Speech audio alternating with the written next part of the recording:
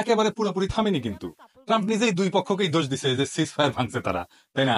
এমনকি এটাও বলছে যে আবার যে কোনো মুহূর্তে সংঘাত শুরু হইতে পারে, কিছুক্ষণ আগের খবর। তবে যে সংঘাত শুরু হয়েছিল 12 দিন ধরে যে সংঘাত চলছে সেটা একেবারেই স্তীমিত হয়ে গেছে।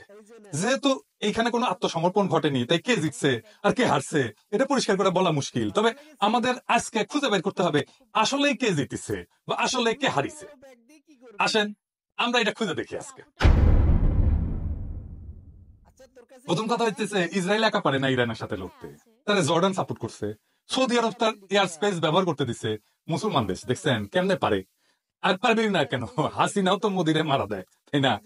ফ্রান্স ইউকে জার্মানি সাপোর্ট দিছে, ডিপ্লোম্যাটিক সাপোর্ট। নেতানিয়াহু ফ্রান্স আর ইউকের কাছে সাহায্য চাইছিল যেন তারা ইরানের মিসাইলকে আটকায়, ওরা অবশ্য এটা যায়নি, করেনি। শেষ পর্যন্ত ইসরায়েলকে তার বাপ আমেরিকাকে ডাকতে হয়েছে, বাপ এসে বলছে বাংকার ব্লাস্টার মাইরা পারমাণবিক স্থাপনা ধ্বংস করবো। বোমার বিমান পাঠাইছে, 38 ঘন্টা ফ্লাই করে গেছে, মারছে ওখানে বোমা। এখন আমেরিকান হুয়ানদারাই বলে কিছুই হয় নাই পারমাণবিক স্থাপনায়, বুঝেছেন তো কি বাংলা মারলো আমেরিকা। এই যে দি টাইমস, এটা কিন্তু ওই যে টাইমস পত্রিকা না, ওই যে ম্যাগাজিন না, এটা টাইমস হচ্ছে পত্রিকা। এটা গত বছর একটা আর্টিকেল লিখেছিল, খুব গুরুত্বপূর্ণ আর্টিকেল, এটা কলে ফ্রি পাওয়া যায় না তাই দেখাইতেছি। উনি বলেছিল যে ইসরায়েলের নিরাপত্তা ইস্যুতে নিজের সিদ্ধান্ত নিজে নেওয়ার ক্ষমতা নাই, তাহলে ওই দেশের সার্বভৌমত্ব আছে বলেন? কারণ তাকে নির্ভর করতে হয় অনেকগুলো দেশের উপরে, একটা দেশের উপরে না, একটা না। তাই সে নিজে তার নিজের সিদ্ধান্ত নিতে পারে না, নিজে অ্যাক্ট করতে পারে না। তাই হয়েছে এবার এই লড়াই ইসরায়েলের অসংখ্য দুর্বলতা ধরা পড়েছে। সে আসলে ইরানের দিকে আশেপাশের দেশ থেকে সেগুলো দেখে নাচানাচি করেছে মানুষজন।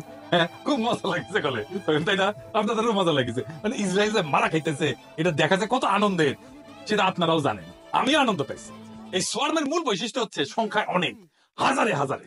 এরা আবার একটা আর একটার সাথে ওয়্যারলেস নেটওয়ার্কের মাধ্যমে যোগাযোগ করে, একে অন্যের অবস্থান সম্পর্কে তথ্য আদান প্রদান করে, প্রতিপক্ষের প্রতিক্রিয়া মানে ইসরায়েল কি করবে সেটা দেখে দেখে পুরা ঝাঁকের গতিপথ বা কৌশল পরিবর্তন করতে পারে, এমনকি লক্ষ্য বদলাইতে পারে।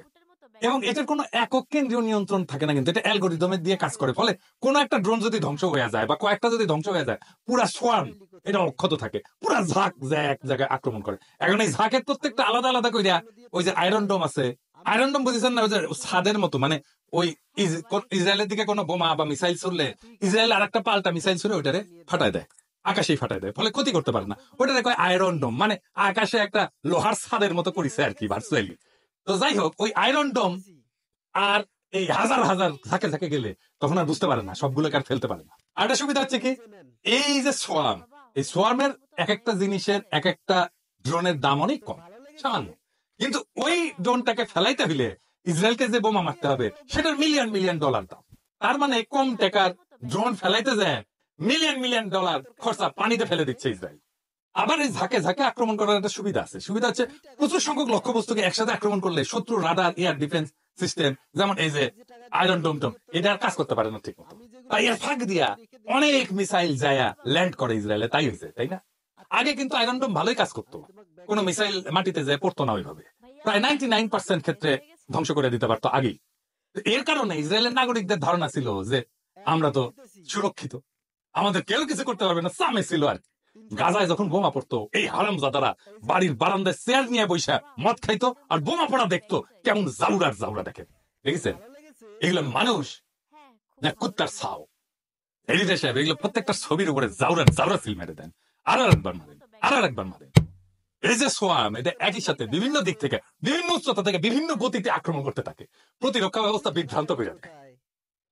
এরা আবার জটিল লক্ষ্যকে শনাক্ত করতে পারে, মানে ধরেন যে একই সময় ইরান ক্রুজ মিসাইল পাঠিয়েছে এবং সুপারসনিক ব্যালাস্টিক মিসাইল পাঠিয়েছে, এবং সুপারসনিক ব্যালাস্টিক মিসাইল খুব বেশি দেশে নাই, এমনকি আমেরিকারও নাই।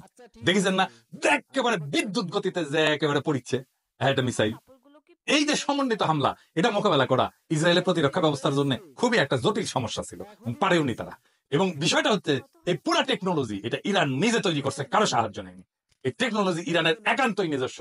এই যে এতদিন ধরে স্যাংশনের মধ্যে থেকেও কি রকম টেকনোলজি ডেভেলপ করছে দেখেন।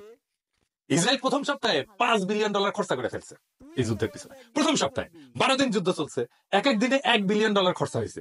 তার মানে $12 বিলিয়ন মায়ের ভোগে চলে গেছে ইসরায়েলের।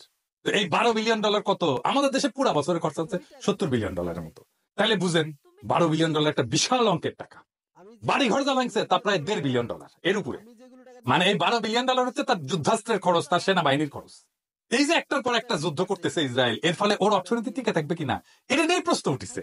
দেখেন গত বছর আগস্ট মাসে অর্থনীতিবিদরা বলছিল যে ইসরায়েলের অর্থনীতি কুতাইতেছে যুদ্ধ বন্ধ হলে উপকার হবে ইসরায়েলের, তার মধ্যে আর একটা যুদ্ধের মধ্যে জড়িয়েছে, বড় যুদ্ধ। তো এখন কইতে পারেন যে দাদা ইরানের কত ক্ষতি হয়েছে? ইরানের 200 মিলিয়ন ক্ষতি হয়েছে প্রত্যেক দিন, তার মানে 12 দিনে 2400 মিলিয়ন, সব মিলিয়ে $2.5 বিলিয়ন মতো। একদিকে 12 বিলিয়ন আর একদিকে $2.5 বিলিয়ন, কার বেশি খরচ হয়েছে? এর মধ্যে যেটা হয়েছে সেটা ভীতি ইসরায়েলের। একটু পর পর সাইরেনের শব্দ, এটা নিয়ে ইসরায়েলের নাগরিকেরা সাইরেনের শব্দ হয়েছে, আর ওই যে প্রতিরক্ষা ব্যবস্থার মধ্যে বাংকারে যায় ঢুকতে হয়েছে, ট্রমাটাইজ হয়ে গেছে ওরা সবাই, দেখেছেন?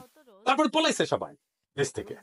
ইসরায়েলে যারা আছে তাদের দ্বৈত নাগরিকত্ব, বিভিন্ন দেশে নানা দেশ থেকে আসছে, ইউরোপের প্রত্যেকটা দেশ থেকে গেছে, রাশিয়া থেকে গেছে, আমেরিকা থেকে গেছে। ওরা ওদের আমেরিকান করে, ইরাক করে, কুয়েত করে, আরব আমিরাত করে, কাতার করে, আর এটা যাইতে হয় ইরানের পাশ দিয়ে। তো ইরান এটা বন্ধ করে দিতে পারে, বেশি দূর না, 3 কিলোমিটার বন্ধ করে দিলে পুরা শেষ, আর কোনো জাহাজ যাইতে পারবে না। যদি এই প্রণালীতে সাময়িক ভাবে বন্ধ করে দেয় তাহলে গোটা পৃথিবী অন্ধকার হয়ে যাবে, জ্বালানি তেলের বাজারে আগুন লেগে যাবে।